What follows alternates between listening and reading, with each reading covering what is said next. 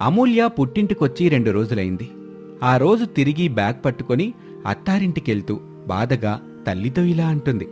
అమ్మా, నేను వెళ్తున్నానని అంత దిగులుగా చెబుతున్నావెందుకే? పోయేది పరాయి దేశం కాదుగా, నీ అత్తగారింటికేగా.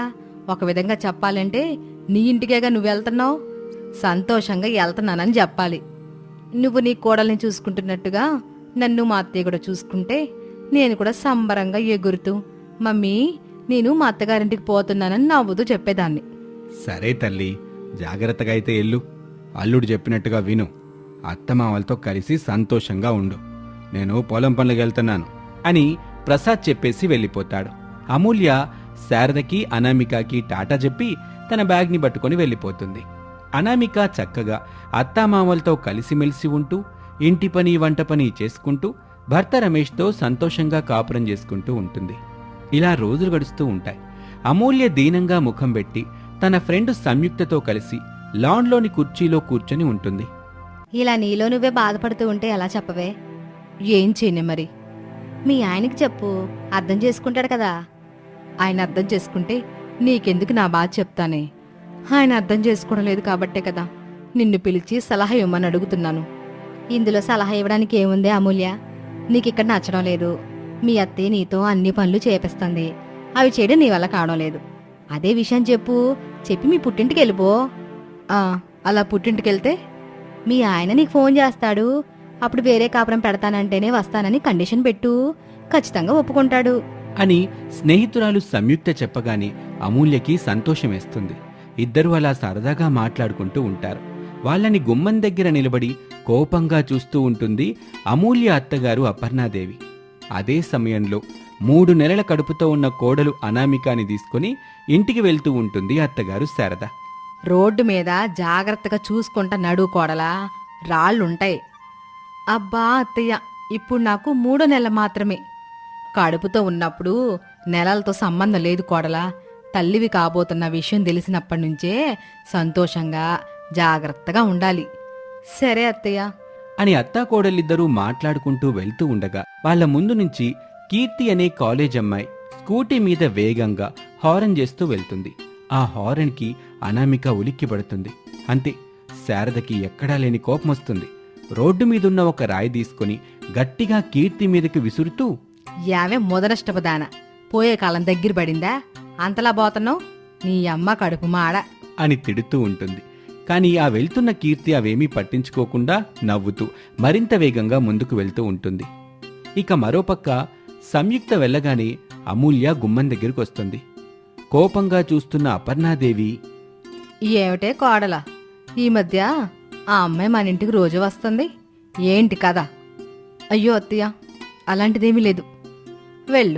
వెళ్ళి నాకొక స్ట్రాంగ్ టీ పెట్టుకురా, తల నొప్పి వస్తుంది. అలాగే అత్తయ్య అని అమూల్య కిచెన్ దగ్గరికి వస్తుంది. అపర్ణాదేవి లోపలికొచ్చి, ఏయ్ ఆగవే, ఇప్పుడే టీ వద్దు గాని ఇలా వచ్చి నా కాళ్ళు పట్టు. ఎందుకో ఈరోజు కాళ్ళు బాగా లాగుతున్నాయి అని చెప్పగానే అమూల్య అయిష్టంగానే ముఖం పెడుతుంది.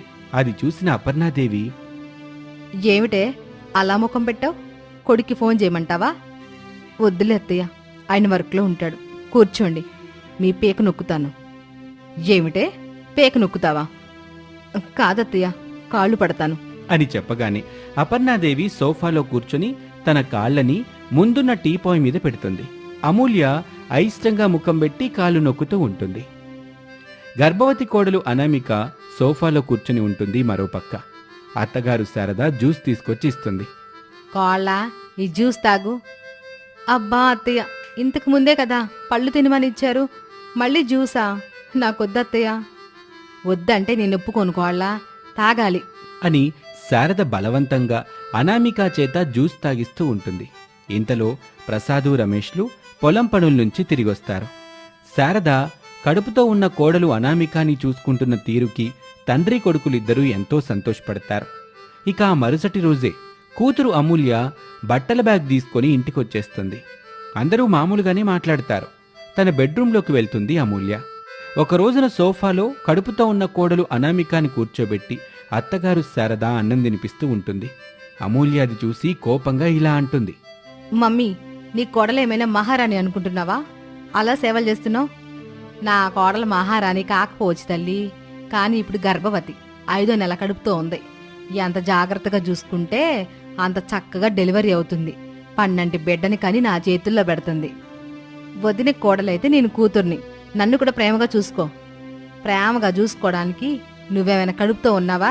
వెళ్ళు అని శారద అనగానే అమూల్య బాధపడుతూ అక్కడి నుంచి తన బెడ్రూంలోకి వెళ్తుంది. ఆ రోజు రాత్రి అనామిక అన్నం తిన్న తర్వాత డాక్టర్ చెప్పినట్టుగా ఇంటి బయట నెమ్మదిగా వాకింగ్ చేస్తూ ఉంటుంది.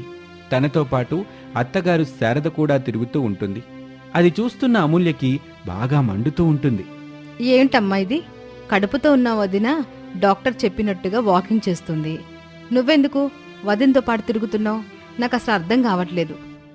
నేనెందుకు తిరుగుతున్నానో నువ్వు తల్లివైతే నీకు తెలిసేదిలే తల్లి, వెళ్ళు అని చెప్పగానే అమూల్య కోపంగా ముఖం పెట్టుకుని అక్కడి నుంచి వెళ్ళిపోతుంది. తన బెడ్రూంలో ఆలోచిస్తూ ఈ విధంగా అనుకుంటుంది. మా అమ్మ వదిన మీద అంత ప్రేమ చూపిస్తుందంటే మా వదిన కడుపుతో ఉంది కాబట్టి. సో ఇప్పుడు నేను కూడా కడుపుతో ఉన్నానని చెప్తే ఇక్కడ మా అమ్మ ఖచ్చితంగా నన్ను ప్రేమగా చూసుకుంటుంది, అక్కడ మా అత్తయ్య వాళ్ళు కూడా ప్రేమగా చూసుకుంటారు. కానీ నాకు ఇప్పటికిప్పుడు కడుపు ఎలా వస్తుంది అని ఆలోచన చేస్తూ ఉంటుంది అమూల్య. బెడ్ మీద పడి ఉన్న చున్నీ కనిపిస్తుంది అమూల్యకి. వెంటనే అమూల్యకి ఒక ఐడియా వస్తుంది. సంతోషంగా తలుపేస్తుంది అమూల్య. మరుసటి రోజునే 5 నెలల కడుపు ఎంతెత్తుగా అయితే ఉంటుందో సరిగ్గా తెలియక అమూల్య బాగా ఎత్తుగా ఉండే కడుపుతో తల్లి శారద దగ్గరికి వస్తుంది. అది చూసిన శారద అనామిక ఇద్దరూ షాక్ అవుతారు. ఇదే ఏమిటే కడుపు ఎలాగుంది? నేను కూడా ప్రెగ్నెన్సీతో ఉన్నాను మమ్మీ, ఇప్పుడు 5వ నెల అని చెప్పి అమూల్య తప్పు చేస్తుంది. తన కూతురు తప్పు చేస్తుందని శారదకి అర్థమవుతుంది. అప్పుడు శారద తనలో తాను ఇలా అనుకుంటుంది. తప్పు చేస్తున్నావు తల్లి, లేని కడుపుని ఉన్నట్టుగా చూపిస్తున్నావు. నువ్వు కడుపుతో ఉంటేనే నేను ప్రేమగా చూసుకుంటానని అనుకుంటున్నావు. సర్లే, ఈ నాటకం కూడా ఎన్నాళ్ళో చూస్తాను అని అనుకొని పైకి మాత్రం ఇలా అంటుంది. నిన్నటి వరకు ఈ విషయం చెప్పలేదు కదా తల్లి, తల్లివి కదా తెలుసుకుంటావు అనుకున్నాను. కానీ నువ్వు నీ కోడలు మోజులో పడి కూతుర్ని పట్టించుకోలేదు. ఇప్పుడు చూడు తల్లి, నువ్వే నాకు ముఖ్యం. ఏమే కోడలా, ఇప్పుడు నా బిడ్డ కూడా కడుపుతో ఉంది, నీ పనులు నువ్వే చేసుకోవాలి, నిన్ను నువ్వే చూసుకోవాలి, వెళ్ళు అని చెప్పగానే అనామిక అక్కడి నుంచి వెళ్ళిపోతుంది. ఆ మాట విని అమూల్య చాలా సంతోషపడుతుంది. ఇక ఆ రోజు నుంచి నిజమైన కడుపుతో ఉన్న అనామిక కిచెన్లో నిలబడి కూరగాయలు కట్ చేస్తూ ఉంటుంది. అది చూసి శారద బాధపడుతూ ఉంటుంది. కాని కూతురు చేస్తున్న తప్పుని సరిదిద్దే వరకు ఇదంతా తప్పదు అని సరిపెట్టుకుంటుంది. ఇలాగే రోజులు గడుస్తూ ఉంటాయి. అనామికకి నెలలు నిండుతూ ఉంటాయి. దాంతో కడుపు రోజురోజుకి పెరుగుతూ ఉంటుంది. అది అమూల్య గమనించలేదు, శారద గమనిస్తుంది.